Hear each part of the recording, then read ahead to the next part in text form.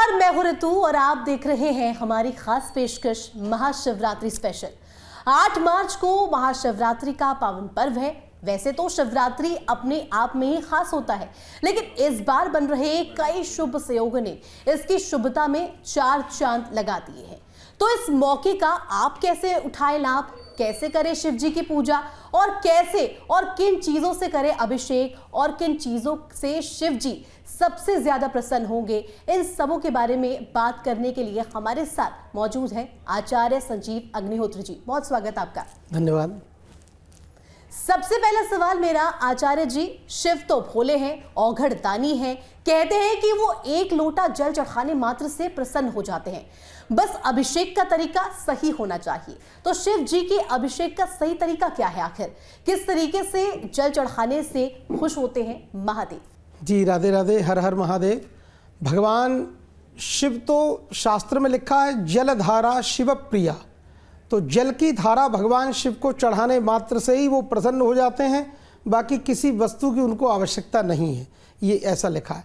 लेकिन यदि आप विधि विधानोक्त होकर और अपने आप को पवित्र होकर के भगवान के शरण में जा कर के और त्राहिमाम शरणागतम, भगवान को कहें त्राहिमाम, और त्राहिमाम कहते ही उसके बाद अगर आप भगवान का पूजन करते हैं तो भगवान गणेश जी को सबसे पहले जल चढ़ाएं, फिर माँ पार्वती जी को जल चढ़ाएं, इसके बाद भगवान सेनापति कार्तिकेय भगवान जी जो षडानन है, जिनके 6 मुख देखे जाते हैं, मंदिर में होते हैं, तो उनके बाद में नंदीश्वर, इसके बाद भगवान नागराज, उसके बाद भगवान कीर्तिमुख उनको जल चढ़ाते हैं, इसके बाद भगवान शिवलिंग पर जल चढ़ाते हैं।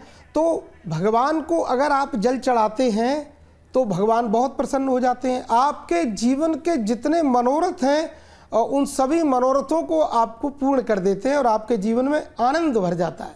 जी बिल्कुल आचार्य जी, और ऐसे में कई मान्यताएं भी है। ये लोग कहते हैं कि कहीं ना कहीं बैठकर जल अभिषेक करना चाहिए, कई लोग कहते हैं कि खड़े होकर अभिषेक करना चाहिए। सही तरीका आखिर है क्या? देखिए, सबसे बड़ी बात यह है, सबसे पहले खड़े होकर के तो मंदिर में क्योंकि बहुत भीड़ होती है, तो बहन मंदिर में क्योंकि बहुत भीड़ है तो खड़े होकर जल चढ़ाते हैं क्योंकि जल्दी चढ़ाना है।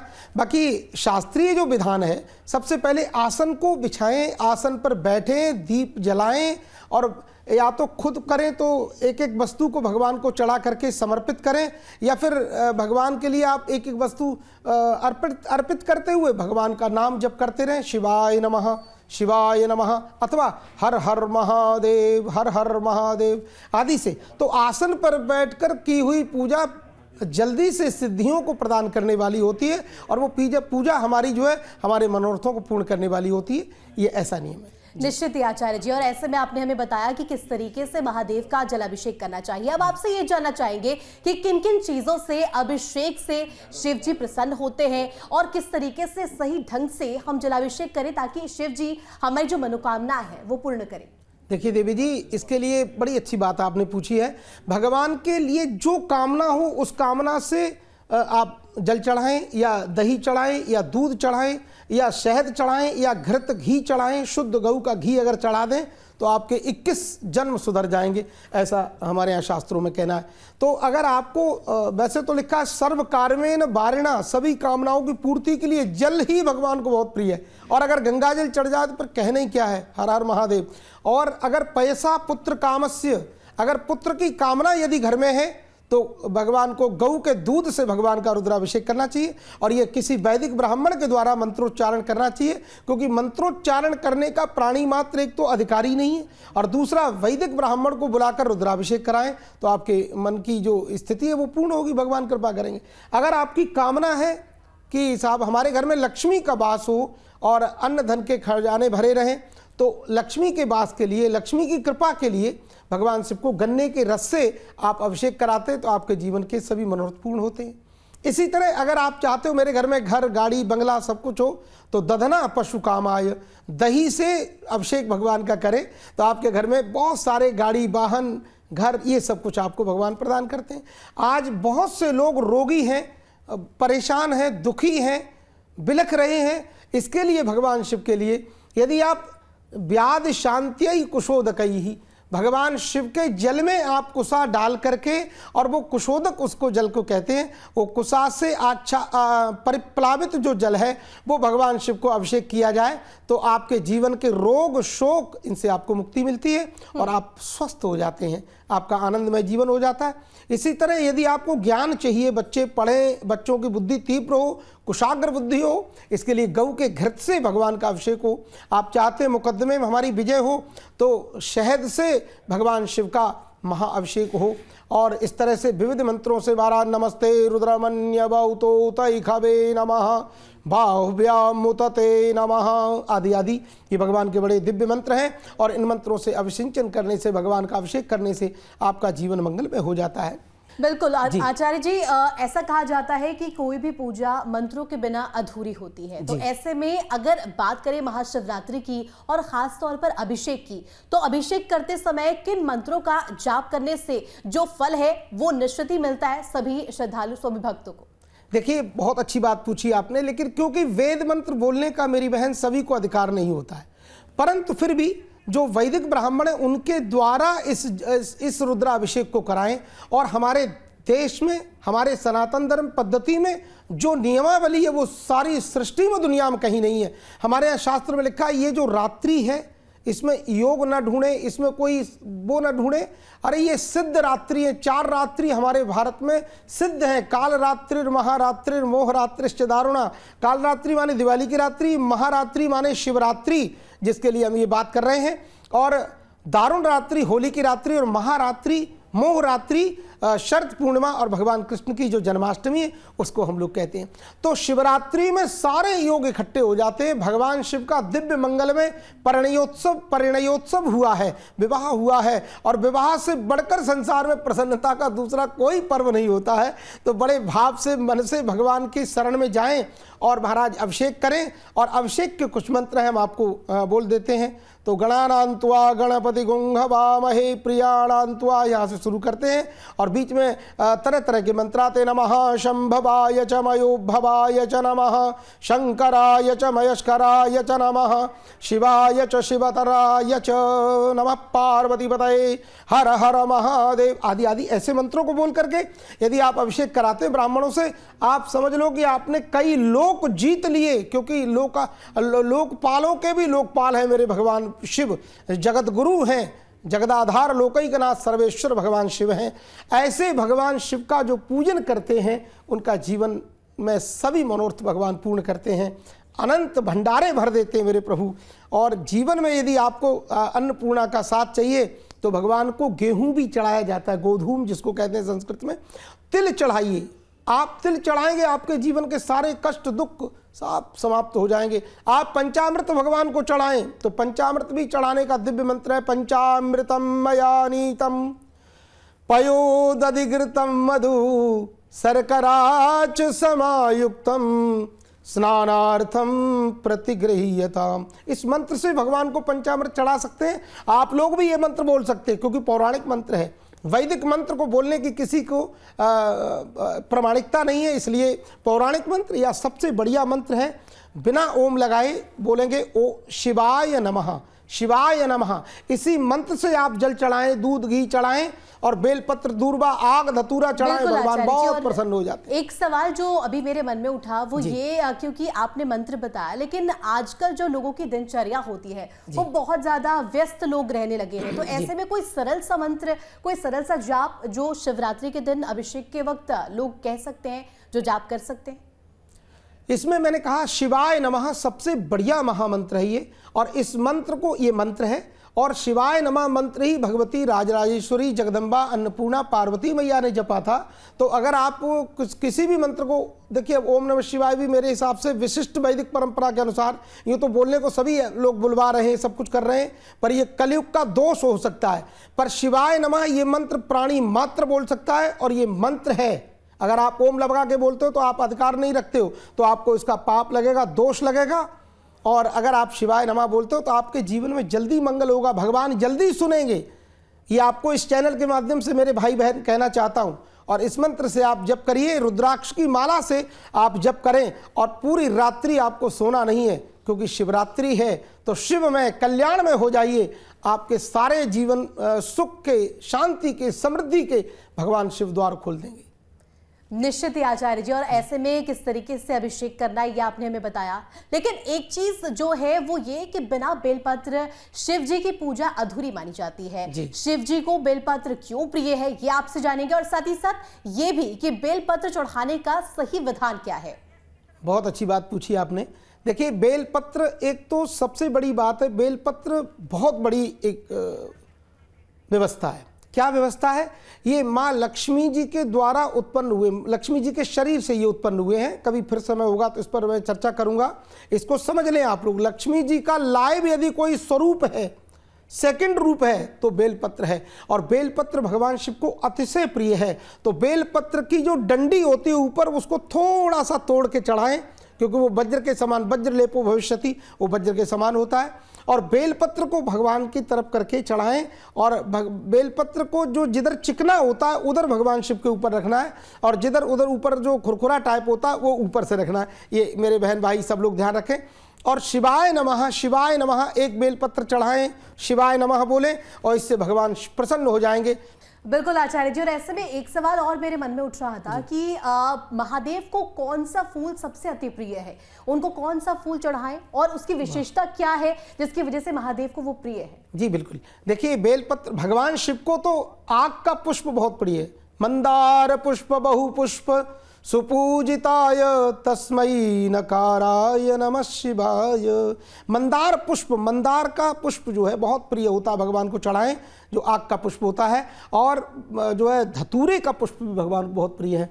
बाकी समस्त पुष्पों का जो राजा है वो कमल दल है। अगर कमल दल भगवान को चढ़ाते हैं तो आपका जीवन मंगलमय हो जाएगा, सुमंगलमय हो जाएगा, आपका जीवन धन्य हो जाएगा। महाराज आचार्य जी, शिव जी को ठंडाई का भोग भी लगाया जाता है। ठंडाई का भोग लगाना बेहद ही शुभ माना जाता है।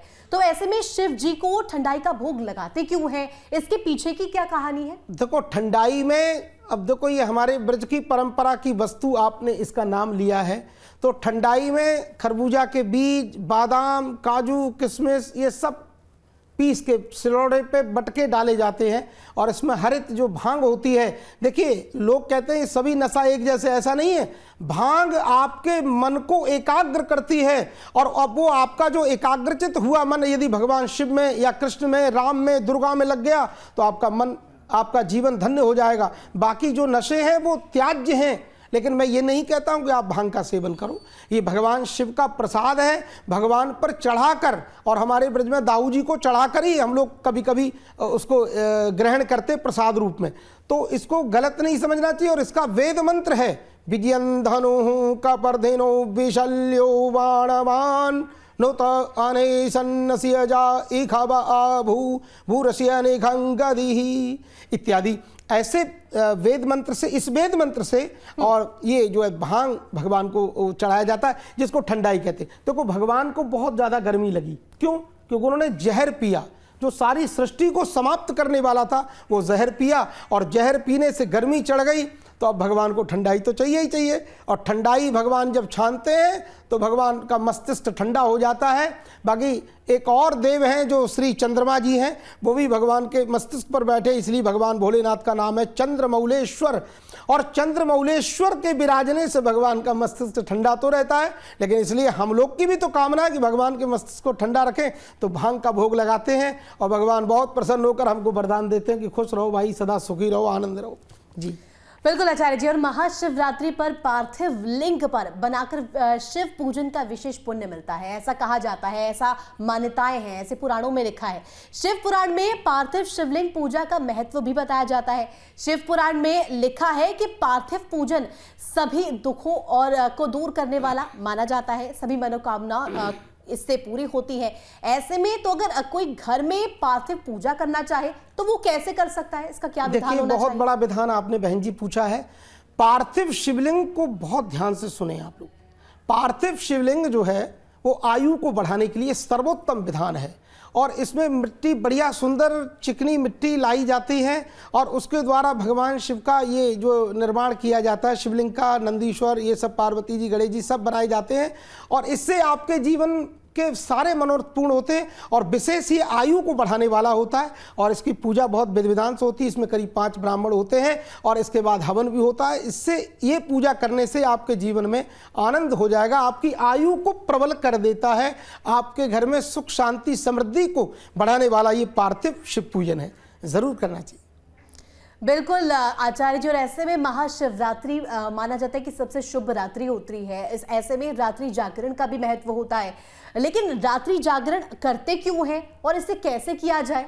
देखिए बहन जी, रात्रि जागरण का बहुत बड़ा महत्व है। इसमें क्या होता है, अगर आप रात्रि जागरण करते हो और मान लीजिए आपने कोई भी मंत्र जपा, ठीक है, तो वो मंत्र यदि आज रात्रि आपने जप कर लिया तो वो मंत्र सिद्ध हो जाएगा।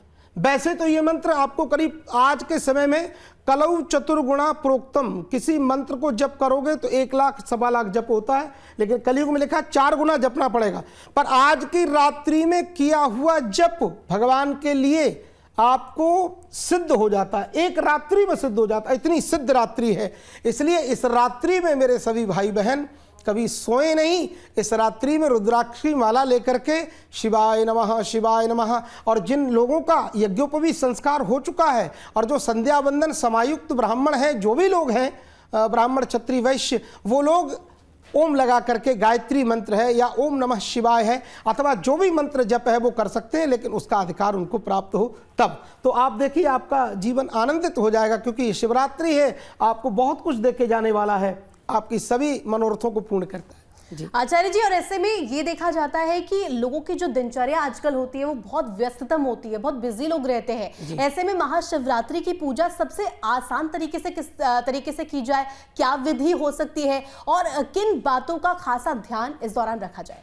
देखिए, प्रातःकाल उठें पवित्र मन से और स्नान ध्यान करके भगवान शिव का पूजन करें। सबसे पहले जल चढ़ाएं, फिर भगवान को दूध चढ़ाएं, फिर भगवान को दही चढ़ाएं, फिर भगवान को घी चढ़ाएं, इसके बाद भगवान को शहद चढ़ाएं और इसके बाद भगवान को पंचामृत बना करके शक्कर चढ़ाएं, पिसी हुई शक्कर खांड वाली जो होती है उसको चढ़ाएं। फिर वो सब मिला करके एक बार में पंचामृत बनाएं और पंचामृत भगवान को चढ़ाएं। इसके बाद पुनः गंगा जल से, शुद्ध जल से स्नान कराएं और इसके बाद भगवान को सबसे पहले वस्त्र चढ़ाएं और वस्त्र के बाद भगवान को चंदन लगाएं और चंदन के साथ साथ भगवान को, देखिए बाकी देवी देवताओं पर सूखे चावल चढ़ते हैं, लेकिन शिवलिंग पर चावलों को धोकर के चढ़ाया जाता है। जी, तो ऐसा करने से आपके जीवन में मनोरथ पूर्ण होते हैं और आपके घर में धन की वृद्धि होती चावल चढ़ाने से।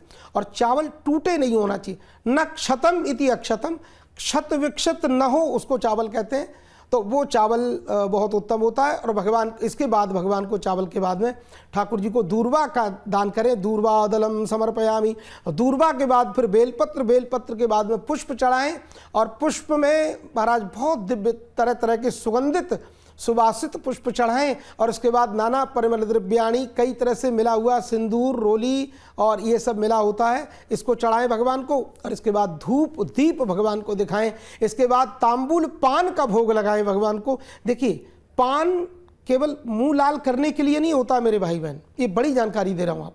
सफल तांबूलान पांतु सौश्रियमस्तु, जो लोग पान भगवान को चढ़ा करके खाते हैं तो उस पान, वो जो पान आप खाते हो तो आपके बॉडी को, आपके जीवन को वो बिल्कुल स्वस्थ कर देता है, निरोगी काया बनाता है। दूसरा, पान खाने से ऐश्वर्य लक्ष्मी बढ़ती है, इसलिए पान खाना चाहिए। पर उस पान में आप कहोगे तमाकू और वो सब डाल के खाएं तो वो आपका आनंद हो सकता है, वो भगवान का आनंद नहीं हो सकता। इसलिए सादा पान जो लगाएं और बीरा, हमारे यहाँ बोला जाता है ब्रज में, तो बीरा ठाकुर जी को भोग लगाएं, माँ दुर्गा जी को, चाहे गणेश जी को, चाहे हमारे कन्हैया को, चाहे हमारे राम जी को, चाहे भैरव बाबा को भोग लगाकर अगर पान खाते हो आप तो समझो कि आपके जीवन में लक्ष्मी बढ़ेगी। और इसके बाद बहन फिर दक्षिणा चढ़ाएं और दक्षिणा चढ़ाने से आपको बहुत सारा धन संपत्ति मिलती है। और इसके बाद भगवान की प्रार्थना करें, ध्याये नित्यम महेशम रजतगिरिनिभं चारुचंद्रावतंसं रत्नाकल्पोज्ज्वलांगं परुषमृगवरा भीतिहस्तं प्रसन्नं पद्मासीनं समन्तास्तुतिममरगणैर् व्याघ्रकृत्यं वसानं विश्वाद्यम विश्ववंद्यम निखिल वैहरम पंचवक्त्रम त्रिनेत्रम। बोली गौरी शंकर भगवान की जय। आचार्य जी, ऐसे में व्रत का भी विशेष महत्व होता है। महाशिवरात्रि के दिन लोग व्रत रखते हैं, तो ऐसे में व्रत के दौरान क्या करें और क्या चीजें बिल्कुल ना करें? जी बहुत धन्यवाद, आपने ऋतु जी बहुत अच्छी बात पूछी है, क्योंकि ये समाज को लेकर जो व्यक्ति आगे चलता है वही सबसे बड़ा महान व्यक्ति होता है। तो आपके चैनल और आप सब समाज को लेकर चल रहे हैं, बहुत धन्यवाद। देखिए, व्रत में कभी बार बार जल नहीं पीना चाहिए, बार बार फलाहार के चक्कर में नहीं पड़ना चाहिए, एक बार दो बार लेना चाहिए, क्योंकि इस समय अगर नहीं कुछ खाते तो बीमार बहुत पड़ने लगते हैं। तो इसको ध्यान में रखते हुए हम 2 बार के लिए आपको आज्ञा करते हैं, पर बार बार नहीं। और पान तमाकू इस तरह की कोई चीज़ सेवन नहीं। जिस बिस्तर पर सोते हैं सकृत शय्यान लभ्यते, उस बिस्तर पर बार बार नहीं सोना है, ज़मीन में बिस्तर लगा के सोना चाहिए और नियम पूर्वक रहते हुए। अब व्रत का मतलब क्या है? उपसमीपे वासः स उपवासः। व्रत का मतलब ये नहीं कि केवल भूखे बैठे हैं और भजन कर नहीं रहे, तो ऐसा कोई व्रत नहीं होता है। अपने आप को ऐसा ना समझें कि हम व्रत भूखे रहने और व्रत हो गया, कुछ नहीं होता है। उपसमीपे वासः स उपवासः, जिन परमात्मा के लिए ये व्रत किया गया है उन भगवान का ज़्यादा से ज़्यादा उस दिन भजन करें, जप करें, तप करें, अपने आप को कठोर में रख करके और तपश्चर्या करें, इसी को व्रत कहते हैं। तो भगवान का अधिक से अधिक रुद्राक्ष की माला पर और शिवाय नमः इसका जप करिए। और इसका जप यदि रात्रि पर्यंत आपने दीपक जला के भगवान के शरण में बैठ के कर लिया तो ये मंत्र सिद्ध हो जाएगा। तो इस मंत्र से आप फिर किसी को झाड़ा फूकी भी कर दोगे तो भी ये काम आएगा, लेकिन करना तो आपको पड़ेगा, नियम से तो आपको रहना ही पड़ेगा। हर हर महादेव। आचार्य जी, इस बार महाशिवरात्रि पर कई शुभ योग बन रहे हैं, कई शुभ योग, जिसमें से अगर मैं जिक्र करूं तो स्वार्थ सिद्धि योग, शिव योग समेत कई सारे ऐसे ग्रह के शुभ संयोग बन रहे हैं, जिसमें कहीं ऐसा कहा जाता है कि जो पुराणों में भी लिखा हुआ है कि इस दिन पूजा करने से तमाम जो मनोकामनाएं हैं वो पूर्ण होती है। ऐसे में ग्रहों के शुभ संयोग क्या है और इसका किन राशियों पर सबसे ज्यादा शुभ असर होगा? देखिए, आज के दिन कोई योग ढूंढने की जरूरत नहीं है। ये 4 जो रात्रि मैंने बताई हैं, दिवाली की रात्रि, होली की रात्रि और महारात्रि, शिवरात्रि, ये स्वयं में अपने आप में एक शिव योग है। बहुत बड़े योग हैं। ये छोटे मोटे योग तो कई दिनों में बनते रहते हैं, 15 दिन में 2, 4, 6 बार, 8 बार आते रहते हैं। पर आज का दिन जो महत्वपूर्ण है, इन सब योगों से बहुत ज़्यादा ऊपर बढ़ के है। ये योग भी इतनी सिद्धियां नहीं दे सकते जितना कि आज की शिवरात्रि महायोग आपको योग दे सकता है। फिर भी सभी का स्वागत है। और आज के दिन भगवान के लिए तटस्थ होकर के शिव में अपना जीवन बना दें और भगवान को बार बार जल चढ़ाएं, बार बार भगवान पर आग, धतूरा, बेलपत्र चढ़ाकर अपने जीवन को मंगलमय करें।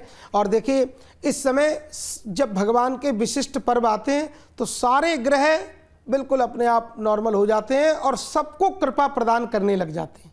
तो यही एक विशेष योग होता है शिव में। शिव योग का मतलब है कल्याण में, तो शिव योग का मतलब ही कल्याण योग है। तो कल्याण योग में बैठकर तुम जो कुछ करोगे अच्छा कल्याण ही होगा।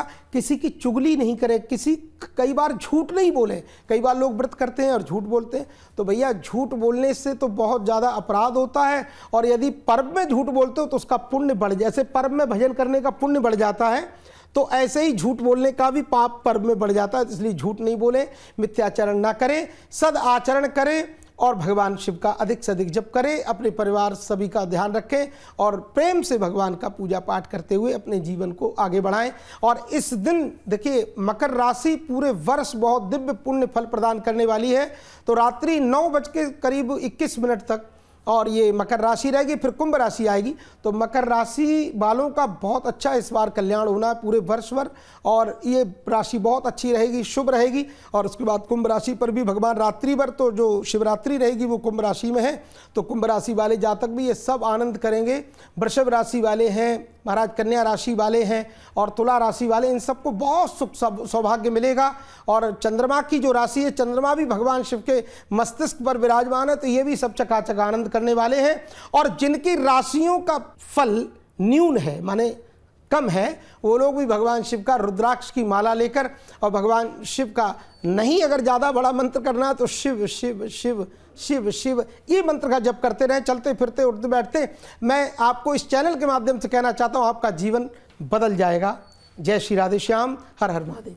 आचार्य जी, मैं चाहूंगी कि आप विस्तार से बताएं कि ये जो राशियां हैं जिन पर सबसे ज्यादा प्रभाव पड़ने वाला है, वो क्या कुछ करें इस दिन, महाशिवरात्रि के दिन, और खासतौर पर पूजन की विधि क्या होनी चाहिए उनके लिए, ताकि ये जो दिन है शिवरात्रि का उनके लिए और ज्यादा फलदायक हो। देखिए, मेष राशि वाले भगवान शिव पर जो मसूर की दाल होती है वो ले जाकर उस दिन चढ़ाएं, क्योंकि ये भगवान शिव के लिए ही पर्व है, तो इससे बहुत अच्छा होगा। और वृषभ राशि वाले सफ़ेद जो चावल हैं उनको जाकर भगवान शिव को निवेदित करें और इससे उनका जीवन में बहुत उन्नति होगी। मिथुन राशि वाले मूंग की दाल चढ़ाएं भगवान शिव को। और इसके बाद कर्क राशि वाले भी अक्षत चावल चढ़ाएं और दही चढ़ाएं, दूध चढ़ाएं, आपके जीवन में बहुत जल्दी आनंद होने वाला है। और सिंह राशि वाले भी महाराज लाल मसूर की दाल जरूर चढ़ाएं, गोधूम गेहूं जिसको कहते हैं, जिसके आटे की रोटी खाते हैं और भोग लगाते हैं भगवान को, तो वो जरूर चढ़ाएं। गोधूम चढ़ाने से भी जीवन में मनोरथ आपके पूर्ण होते हैं और अन्नपूर्णा जी के खजाने भरे रहते हैं। कन्या राशि वाले भी जो हरी मूंग की दाल है वो चढ़ाएं, भगवान को बड़ी प्रिय है। और यहाँ पर वेद मंत्र भी है, कोई चीज़ हमारे यहाँ मिथ्या नहीं है, पर आपका ज्ञान होना चाहिए वहाँ तक। हमारे यहाँ लिखा ऊर्क्षम ओम तिलाश्चमे मुद्गाश्चमे खल्वाश्चमे प्रियंगवश्चमे आदि आदि जौ चढ़ाएं। देखो, जौ चढ़ाने का बड़ा विशिष्ट महत्व है, तो आपके घर में बहुत भगवान की कृपा होती है, आपके यहाँ रोग शोक दूर होते हैं। तुला राशि वाले भी भगवान शिव को दूध चढ़ाएं, दही चढ़ाएं, चावल चढ़ाएं, श्वेत पुष्प चढ़ाएं, आपके जीवन में मंगल होगा। वृश्चिक राशि वाले भी भगवान शिव को लाल पुष्पों की माला चढ़ाएं, लाल गुलाब के पुष्प चढ़ाएं, आपका जीवन महक जाएगा। और धनु राशि वाले पीले पुष्प भगवान शिव को निवेदित करें और पीली जो चने की दाल है वो भी भगवान को चढ़ाएं, आपके जीवन में सरसता आएगी और धन भी आपके जीवन में आएगा। और महाराज इसके बाद मकर राशि वाले उड़द काले तिल चढ़ाएं। काले तिल समायुक्त जल में डालकर जो अर्घ देंगे तो मंत्र है तत्पुरुषाय विद्महे महादेवाय धीमहि तन्नो रुद्रः प्रचोदयात्। और इसके बाद कुंभ राशि वाले भी ऐसे ही करें, काले उड़द चढ़ाएं और भगवान को काले वस्त्र, नीले वस्त्र चढ़ाएं और भगवान को दिव्य जलाभिषेक करें, तो आपके जीवन में खुशहाली आएगी। मीन राशि वाले भी भगवान को पीत पुष्प की माला चढ़ाएं और पीले वस्त्र भगवान को चढ़ाएं, क्योंकि आज के दिन भगवती गौरी माँ को, पार्वती को वस्त्र चढ़ाने का विधान है। भगवान शिव को भी वस्त्र चढ़ाए जाते हैं, तो पीले वस्त्र चढ़ाएंगे और पीले फूल चढ़ाएंगे, आपके जीवन में मंगल होगा। और बाकी एक सभी राशियों के लिए बता देना चाहता हूँ और देश के, राष्ट्र के सभी लोगों को कहना चाहता हूँ, यदि जीवन आपका कष्ट में है, यदि जीवन आपका बहुत ज़्यादा परेशान हो, तो भगवान शिव के उस अर्घ पात्र में जल भरें और उसमें गुलाब जल डालें और उसमें पुष्प डालें और उसमें फिर डालें आप काले तिल। और काले तिल डालकर यदि भगवान को आपने इस मंत्र से, और अगर कहीं जलदान कर दिया, अर्घ दे दिया ऐसे इस मुद्रा में, तो अघोरेभ्यो तो घोरेभ्यो घोर घोरतरेभ्यः सर्वेभ्यः सर्वेभ्यो नमस्ते अस्त्र रुद्र रूपेभ्यः, इस मंत्र से जल चढ़ाएं। अगर ये मंत्र नहीं आता तो घबराएं नहीं, शिवाय नमः ये इसी मंत्र के बराबर का आपको पुण्य देगा। पर इस मंत्र को अगर नहीं आता और बोलने की कोशिश की तो सब गड़बड़ हो जाएगा, तो गड़बड़ नहीं करना है, बिल्कुल डरे नहीं, घबराएं नहीं। ये चैनल इसलिए बने कि आप तक हम लोगों की बात पहुंचाई जाए सरलता के लिए, कि आप बड़े मंत्र नहीं जानते तो घबराए नहीं, वही पुण्य मिलेगा बड़े मंत्र का। जो छोटा मंत्र आपको बता रहा हूं सब कुछ आप इसी से अर्पित करें, आप जीवन में आपकी खुशहाली आएगी। खूब आग धतूरा बेलपत्र दूर्वा ये सब चढ़ाएं, भगवान आपको प्रसन्न होकर आपके जीवन में आशीर्वाद भर दें। बिल्कुल आचार्य जी, आपने सरल जाप भी बताया कि किस तरीके से, सरल तरीके से भी हम जाप कर सकते हैं और जो फल है वो हमें तब भी मिल सकता है। इस दौरान महामृत्युंजय जाप का भी विधान होता है, तो क्या इस दिन किया जाए, किस तरीके से किया जाए? बिल्कुल, महामृत्युंजय एक बहुत बड़ी एक संपत्ति है मंत्र जगत में, पर हर व्यक्ति, मैंने कहा, इसको जपने का अधिकारी नहीं है। आप अगर कृपा भगवान की चाहते हो तो पूरी रात्रि 11 ब्राह्मणों को बुलाकर, या 5 ब्राह्मणों को, या 3 को, या 2 को बुला करके, और या 1 ब्राह्मण से भी आप जितना हो सके तो उतना जप कराएं, तो आपके जीवन में खुशहाली आएगी, आपको भगवान निश्चित कृपा करेंगी। तो बड़ा विशिष्ट मंत्र है, लेकिन वैदिक ब्राह्मण संध्या वंदन समायुक्त ब्राह्मण ही इसका जप कर सकता है, बाकी तमाम तरह के लोग भी इसका जप नहीं कर सकते, ये आपसे कह देना चाहता हूं। आचार्य जी, ऐसे में कई ऐसी चीजें होती है, कई ऐसी चमत्कारिक चीजें होती है जिसमें रुद्राक्ष का इस्तेमाल किया जाता है, जैसे कि कई ऐसी चीजें होती है जिन्हें अगर पूजा में शामिल किया जाए तो उसका विशेष कह सकते हैं कि फल मिलता है, तो क्या कुछ पूजा में शामिल किया जाए? देखिए, रुद्राक्ष तो एक भगवान की रुद्रस्य अक्षम रुद्राक्षम, जो भगवान शिव के अक्ष है माने नेत्र हैं, उसी को रुद्राक्ष कहते हैं। तो रुद्राक्ष तो भगवान का ही प्रतिरूप है। यदि शुद्ध विशुद्ध आपको रुद्राक्ष मिला है और उस रुद्राक्ष से आप अगर जप करते हो तो आपको वो सिद्धि प्रदान करने वाला होता है। भगवान शिव का जप, माँ गौरी का जप, माँ भगवान गणेश जी का, भगवान कार्तिकेय जी का, नंदीश्वर, इनका गायत्री जप, सूर्य का जप, इनका जितने भी जप होते सब रुद्राक्ष की माला से होते, और भगवान शिव का तो होता ही है। तो इस माला से यदि मंत्र का जप करते हो तो आपको सिद्धि देने वाला होता है। ये माला अपने आप में सिद्ध है, पर माला को सिद्ध करने का भी मंत्र एक लिखा हुआ है। उस मंत्र को, या फिर आप लोग यही कह दें, ओम ह्रीम अक्षमालिकायै नमः, ह्रीम अक्षमालिकायै नमः। इस मंत्र से माला को धो लें, थोड़ा सा जल छिड़क के ऐसे कर लें, फिर उसमें इत्र लगाएं। इसके बाद उसका रोली चंदन चावल से पूजन करें, पुष्प चढ़ाएं, और फिर इस माला से पहले गणेश जी का मंत्र जप करें, श्री गणेशाय नमः या गंग गणपतये नमः। इसके बाद भगवान शिव का जप करें, शिवाय नमः शिवाय नमः शिवाय नमः, तो आपके जीवन में खुशहाली आएगी। आचार्य जी, ऐसे में कहा जाता है कि कुंवारी कन्याएं जो होती हैं वो खास तौर पर शिवरात्रि में व्रत रखती हैं, पूजा करती हैं, तो वो किस तरीके से करें या पूजा जिससे कि उन्हें भी लाभ पहुंच पाए? देखिए, वो शिव मंत्र का, शिवाय नमः, इस मंत्र का ही जप कर सकती हैं, और तो कोई मंत्र है नहीं। बाकी मंत्र बड़े बड़े हैं तो वो उनके जपने की योग्य नहीं, उनके मंत्र फिर अलग तरह के। जी, शिवाय नमः इस मंत्र का जप करें, सब कुछ प्रदान करेगा।